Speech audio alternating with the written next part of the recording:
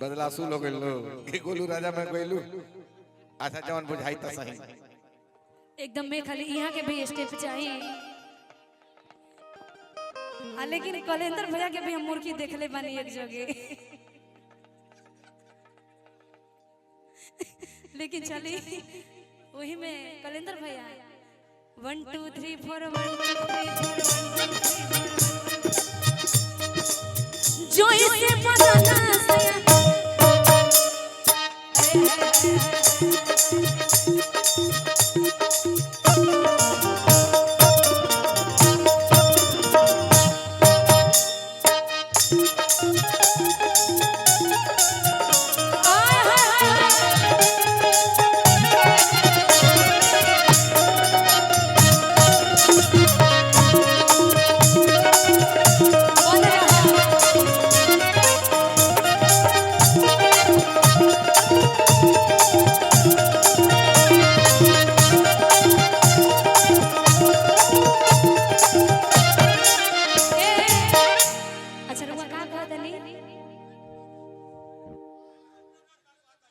क्या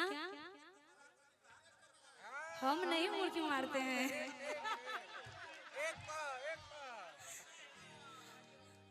नहीं आता है मुझे नहीं आता है। आता तो खुद से मैं ट्राई करती लेकिन नहीं आता है। अच्छा प्रयास करें हम। ठीक है प्रयास कर सकते हैं। ये है कि प्रयास कर सकते हैं। बताइए आइए आइए हम भी प्रयास कर ले। नहीं तराना जीवन में कौन ऐसा काम बा कि प्रयास केला से ना होई कौन ऐसा काम बा संघर्ष करके देखो।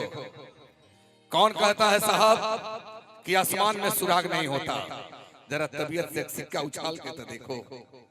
गलत बोलते हैं तराना। एक जिंदगी में पहली बार पर गोलू राजा हमरा के मुर्गी मरवा देले रहलन। वो वही में हम कहते कि भैया रोवा एक बारी मारी ना तो भैया कहते कि नहीं तू मारा ना कर ले।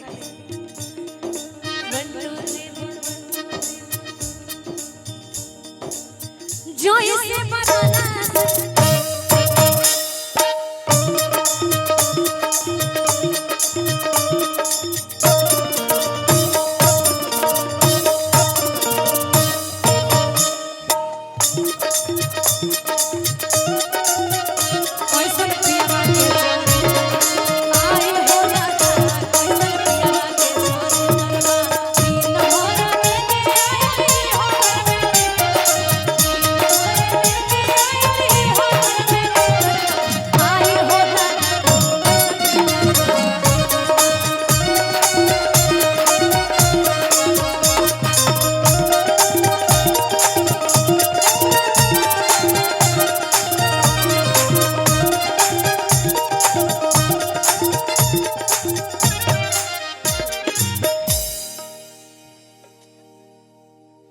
और देखिए डॉक्टर विजय जी की तरफ से बहुत सारा आशीर्वाद आया है। बारंबार प्रणाम। अच्छा मुर्गी बैठे बारंबार प्रणाम बटे रुआ के आशीर्वाद की प्रतीक्षा बाटे। और एक बाद हम खुद समझ आता नहीं घर के कार्यक्रम बा। तिलक जो अररुआ से आया है जो अररुआ से तिलक चल कर जो आई बड़ा बढ़िया एगो गीत चलता है कि जानू हो कि जड़ा में कि जानू हो जड़ा में दिल हमर जन दुखावा किसान ओढ़ के मिले आवा। नहीं बड़ा बढ़िया गीत चलता है। और रील तो इतना बुझे जा मत इतना बनता है एकरा प्रोग्राम में। लेकिन बड़ा भाव से एक जनी कहा तरीका अपना पति से कहा तरीके ये राजा जी देखी रहुआ हमरा के पहले लेखा मान जानने की करत औरती अपना पति से कहती है ए राजा पहले नियन नाहे मानेला कि अपन में हरे के घर लेखा जानेला। एक बार यहाँ पर आइए आप। और मैं चाहती हूँ कि इनके लिए मैं चाहती हूँ एक बार जोरदार ताली बजाइए। इनके लिए जोरदार ताली बजाइए क्योंकि इन्हीं की बदौलत सभी कलाकार इतना टाइम से पहुंचे हैं सभी लोग।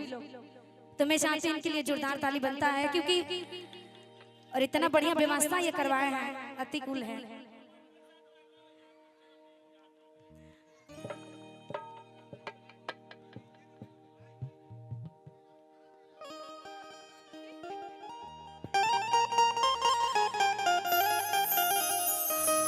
कहती औरतें बड़े भाव से,